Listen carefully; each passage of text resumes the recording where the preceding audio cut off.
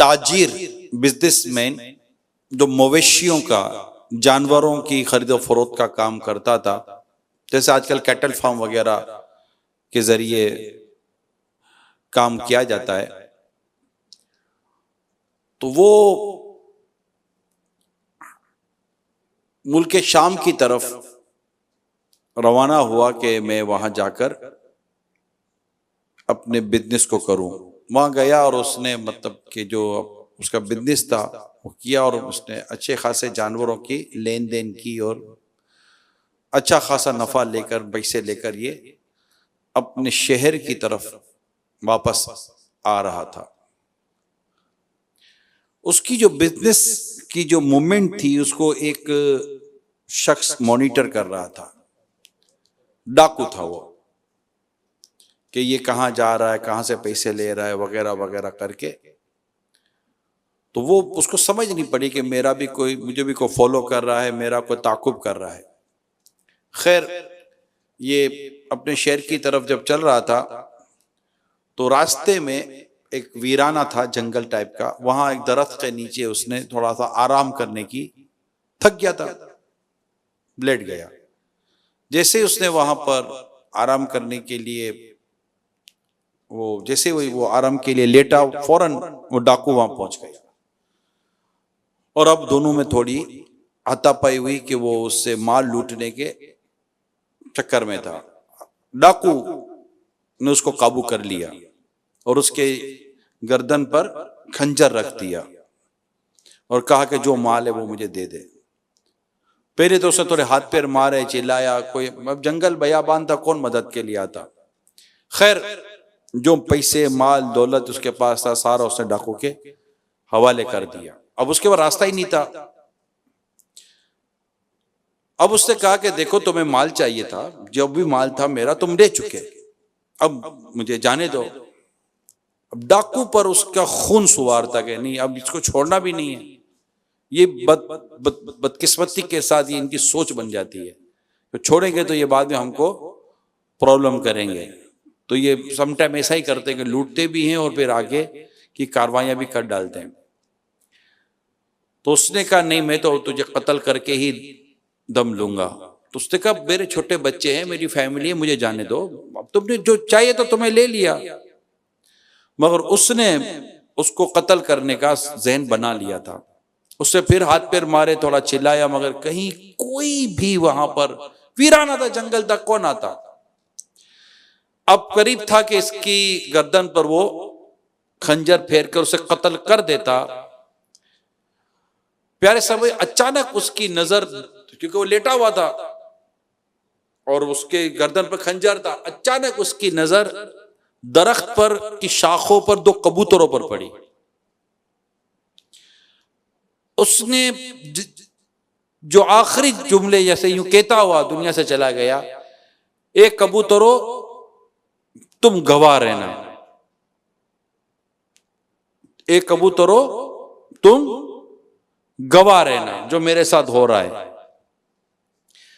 ये कहा। और वो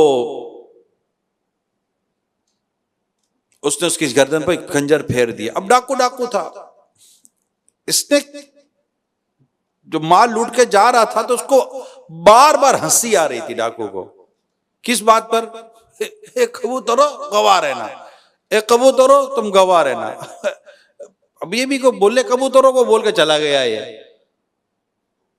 अब उसको जो है ना, ये दिमाग में बैठ गया, एक कबूतरों तुम गवाह रहना, और उस पर ये हंसता था। यानी इसको अगर हंसी लेनी होती थी तो ये उसका वो जुमला याद करता था, ये दोनों कबूतरों तुम गवाह रहना। अच्छा, चंद दिन गुजर गए, वालिद घर पर नहीं है तो बेटों को और घर वालों को तशवीश हुई। उन्होंने ढूंढना शुरू किया। हलब पहुंचे, जहां पर ये तिजारत के लिए पहुंचे थे। बातचीत हुई तो पता चला कि आए थे, माल खरीदा और वो सब हुआ। मजीद उसने थोड़ी मालूमात की तो फिर उसको लोगों ने बताया कि इस तरह तुम्हारे वालिद साहब घर की तरफ आ रहे थे और इस तरह हमें लगा है कि कोई डाकू ने हमला किया। हमने आपके वालिद साहब की खून में लिथड़ी हुई लाश मिल पाई और हमने फला कब्रिस्तान में आपके वालिद साहब को दफन कर दिया है। तो ये एक चैप्टर मतलब यूं जहन में आ गया, क्लोज हो गया कि अब ढूंढना नहीं है, बाप वालिद साहब का कत्ल हो गया। अब बेटे ने मुख्तलिफ जगहों पर काजी के पास और मुख्तलिफ इदारों के पास जा जाकर बातचीत की कि भाई मेरे वालिद साहब का कत्ल हुआ है, कातिल को ढूंढ के तो दे। अब कातिल मिले कहां से? कोई गवाही नहीं था, कोई सबूत ही नहीं था, कोई निशानी नहीं थी, कुछ भी नहीं था। वक्त भी गुजरता गया और वो अपने वालिद साहब के कातिल को ढूंढने की कोशिश करते रहे, लेकिन फाइनली ये हुआ कि फाइलें क्लोज हो गई और कुछ भी नतीजा नहीं निकला और कातिल बरामद नहीं हो सका, क्योंकि उसने कोई निशानी नहीं छोड़ी थी, जानता को पहचानता ही नहीं था। प्यारे साहब वक्त गुजरता गया, लोग भूल गए, घर वालों को भी सब्र आ गया और गोया कि अब ये बात एक बस एक वो रह गई जिसको तो सालाना याद आता है, सब फरामोश हो गया। कोई गवाह नहीं था सिवाय एक के, वो खुद कातिल, जिसको पता था कि मैंने काम किया है।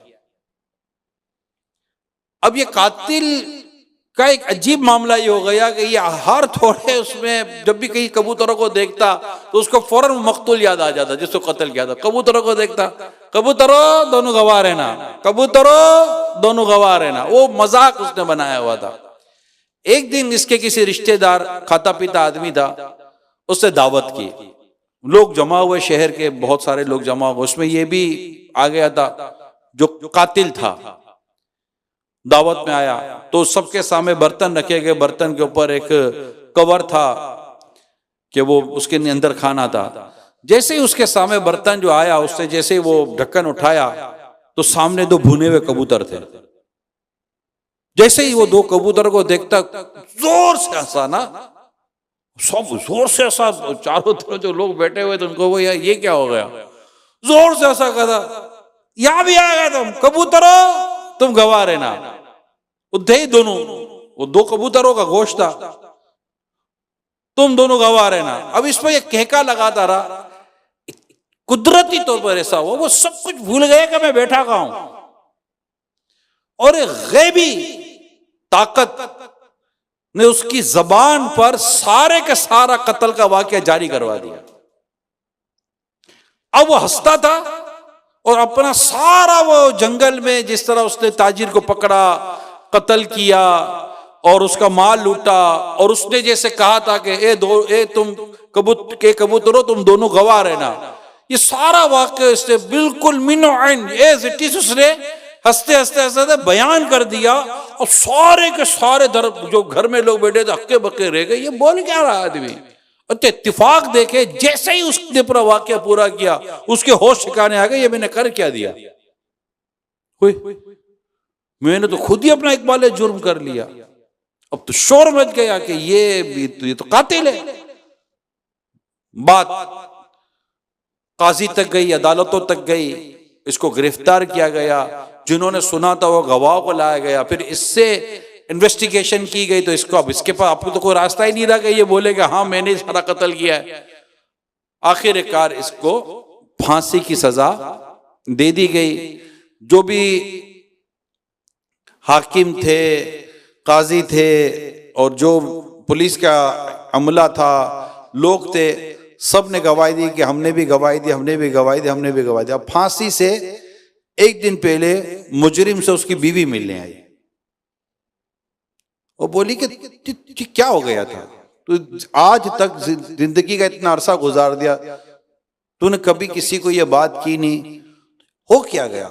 वो बोलता है एक जबरदस्त कोई गैबी ताकत थी, कोई गैबी कुव्वत थी जिसने मेरी जबान को मेरे इरादे से बाहर कर दिया और मैं वो बोल पड़ा जो मुझे कभी नहीं बोलना चाहिए था। इसमें मेरी कोई वो नहीं थी और मैं मतलब कि वो, हालांकि मैं कसम खाया हुआ था कि ये किसी को मैं बात बयान नहीं करूंगा, लेकिन बस एक गैबी ताकत थी जिसने मेरी जबान को सल्ब कर लिया और मेरे इख्तियार से मेरी जबान निकल गई और उस पर वो जारी हो गया जो मेरी जबान पर कभी भी ना आता।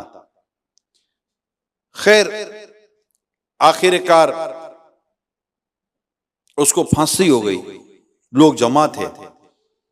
किताबों में लिखा है प्यारे साहब भाइयों, जैसे उसको फांसी हुई और उसकी जब लाश लटकी दो कबूतर उड़कर साकिन हालत में इसके सर पर आकर बैठ गए और गोया के जैसे कि शोर मचा, अल्लाह ला इलाहा इल्लल्लाह। यानी बिल्कुल एक सबके सामने एक चीज इतनी वाज़ी हो गई कि अल्लाह की लाठी भी आवाज है। जुल्म ये इस तरह बंदे पर जाहिर हो जाता है और लोग जानते नहीं हैं और उनका जुर्म खुल जाता है।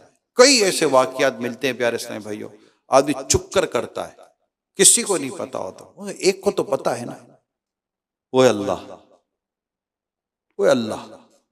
बंदा चुप कर गुनाह करता है, लोगों में जाहिर हो जाता है।